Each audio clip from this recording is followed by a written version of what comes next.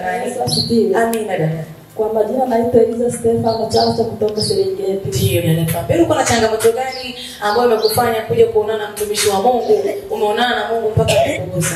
Changamoto nilizokuwa nazo nyingi. Ndio. Katika upande wa ndoa yangu na maisha yangu, na afya yangu na familia yangu. Ndio. Ninavyoniona nimehangaika sana kuanzia mwaka 2016. Ndio, nilikuwa na tatizo la tumbo. Nilikuwa niangaisha sana. Nimejaribu kutumia hospitali nyingi tu, nikienda kupatia matibabu. Baada ya kupimwa kwa niambia na madonda ya tumbo pamoja na UTI.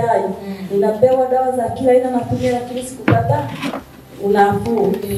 Majuzi hapa niliugua tena, nikapewa hizo dawa. Yaani kwa mwezi naweza nikalazwa hata ndani ya mara 4-5. Nikibahatika kumaliza wiki 2 sijaugua na muomba Mwenyezi Mungu. Na pia nilikuwa ninavyoona nilikuwa ni mganga wa kienyeji. Ndio. Na leo hii nimekuja kutubu hapa na kutoa mizigo yote ya dhambi kiacha hapa kanisa.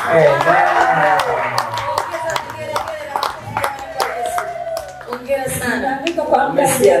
Umesikia? Ndio malaika wameshangilia. Amen. Ninaandika kwa muda mrefu. Wenzangu wanapata shida wanakuja na wasaidia kama mganga na watibu wanapona, lakini mimi nikiugua nikienda kusaidia kwa wenzangu sifaniki kupata huduma ya kunisaidia. Na changamoto nyingi tu za kwenye ndoa yangu, matatizo hapa na pale yalishi, familia yangu kwa haina amani, watoto hata hapo sasa hivi wako shuleni lakini amani haipo. Na mimi hapo nina uganga na tibu na nina mkoba wa uganga, na kila nikiingia mle kingine kujaribu kuomba ili nisaidike, lakini najikuta niko pale pale kwenye shida. Na baada ya kuugua mwaka 2016 2017 ndoa yangu ilikuwa haina amani mpaka hapo nilipo naishi mbali na mume wangu. Mawasiliano tunawasiliana vizuri tu, lakini msaada wote kwenye familia haupo. Na kila nikijaribu hata kumuomba msaada ili anisaidie, anaweza akaniahidi subiri siku fulani naweza nikakutumia nisaidia watoto, lakini hatuni. Na alipoondoka aliniacha nimefanywa operation ya tatizo la tumbo. Nilikuwa kama na miezi 4 ndio aliondoka. Pale nyumbani kulikuwa kuna mifugo, akauza kila kitu. Hadi chakula ndani akauza, akatelekeza kwa watoto akawaacha. Ndio mimi nilikuwa siko nyumbani, baadaye nikarudi nyumbani kwa kulea hiyo familia. Na nimekaa na hii familia nikihangaika nayo, mmoja wapo huyu kijana wangu ndo wa kwanza. Baada ya hapo nilikuwa nasumbuka sana. Ndugu zangu wako hapa kwa mnyonge ambao ndugu zake na mama walikuwa wakijua matatizo yangu na wakawa wananisihi jaribu kwa unaenda kwenye vipimo kwa kubadilisha hospitali, na nikija huku wananitembeza kwa kila hospitali wanaojua ina huduma nzuri, lakini nikienda sifanikishi chochote. Na kila nikipimwa tatizo lile madonda ya tumbo, UTI, typhoid. Majuzi hapa tena nimeenda kupima, wananiambia inawezekana una kisukari, wakachukua kile kipimo cha sukari kupima hamna. Na ndio nikaja huku kwa kina mama mdogo, na nilikuja kutibu tusikuja hospitali. Ndio tena nikaelezea, wakanuza juzi ulikuwa umenazo tatizo nini, nikaambia tatizo nilelekea nikipima majibu ni yale.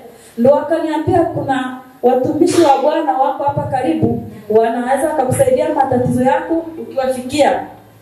Basi baada ya kurudi nyumbani nikasema ngoja niende nijiandae na wale wanafunzi niwalete nao waje wakasaidiwe. Baada ya kuuliza vizuri jinsi wanavyoingia huko, wakaniambia unaweza wewe usiingie, maana wewe una huo mkoba wa uganga, wanaweza kashindwa kukuombea. Tafuta mtu yoyote akuletea watoto wa shule ili waje kusaidiwa. Ndio kijana wangu alikuwa nyumbani, kamwambia naomba wewe utaende na watoto uende usikilize huko na Mungu awasimamie mfike salama msaidiwe. Alipokuja ndio akanipigia simu kabla hajaje nyumbani, akaniambia mama tulicho kifuata huku tumefanikisha, maana huku imani ipo. Tunaomba na wewe kujiandaa muda wote utafute nauli na wewe uje. Basi baadaye ndo au mabinti wakaja, walivyokuja wamepewa vifaa vyote hapa kanisani, lakini bahati mbaya ile usafiri wa kule kwetu wameweka kwenye mzigo fulani. Yale maji akaenda mwagika na zile damu za Yesu walikanazo kidogo, wakaanza shuleni wakaibiwa, lakini kuna mtoto mmoja ambaye aligusia shida zake nyingi tu baadaye kagusia na za kwangu. Ametumia hizo dawa, lakini kwa sasa hivi japokuwa ameibiwa na wanafunzi wenzake vile vifaa vya kutokanavyo huku, lakini Mungu ni mwema, anaendelea vizuri japokuwa ana tatizo tu la kichwa ndio nimemwacha linamhangaisha mpaka sasa hivi. Ile hali iliyokuwa ikitokea nasikia kuandika anatetemeka. Anasema kwa sasa hivi hajisikii. Na mimi nilipokuwa nimebebeshwa mzigo mzito wa dhambi. Ambao wapo gaga. Kuna jitu lilikuwa linanivaa ghafla. Kifua kwanza kifuani kuja mgongoni hadi kiunoni. Mpaka hivi ninavyoelezea nilikuwa siwezi hata kunyonya beseni la maji nikalihamisha. Nikibeba kitu kizito tu najikuta nimerudi maeneo yale nataka kuanguka. Muda mwingine utanikuta naishiwa nguvu. Lakini tangia nimeingia hapa, jana nilihangaika sana lakini nilijikaza.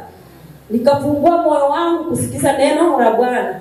Kwa sasa hivi najisikia vizuri, Mungu ni mwema, nasikia vile vitu vilikuwa vinibana sasa hivi vimeachia, mwili wangu uko sawa. Uko sawa kabisa.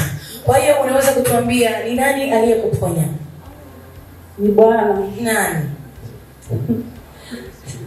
Nani aliyekuponya? Yesu Mwokozi ndiye ameniponya. Amina. Hongera sana dada. Hongera sana. Kwa hiyo umeokoka.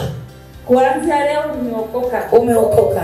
Nimeokoka, alafu ninachowaomba, maana nimwambia nilikuwa ni mganga. Nilikuwa lakini sasa hivi si mganga. Si mganga.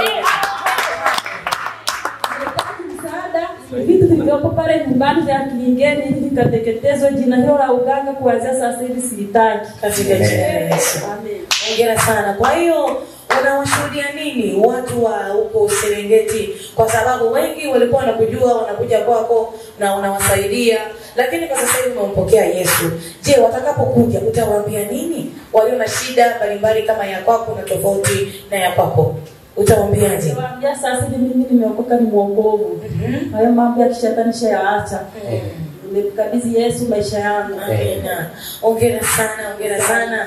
Mungu akubariki sana sana. Lakini tuambie, habari ya tumbo sasa hivi unasikiaje? Yaani sisikii chochote kwenye mwili wangu, hata kilichokuwa kimenifunga huko nyuma nasikia kimeacha, niko vizuri, nimepona. Umepona. Endelea kutunza muujiza wako, endelea kushuhudia makuu ya Mungu kwenye maisha ya watu. Wewe ni mtumishi wa Mungu, tumika, saidia watu wa Mungu. Haleluya. Amen. Saidia watu wa Mungu wanapokuja waambie waokoke. Amina. Sasa hivi nitawaleta wengi tu waje kujiunga na sisi. Amina.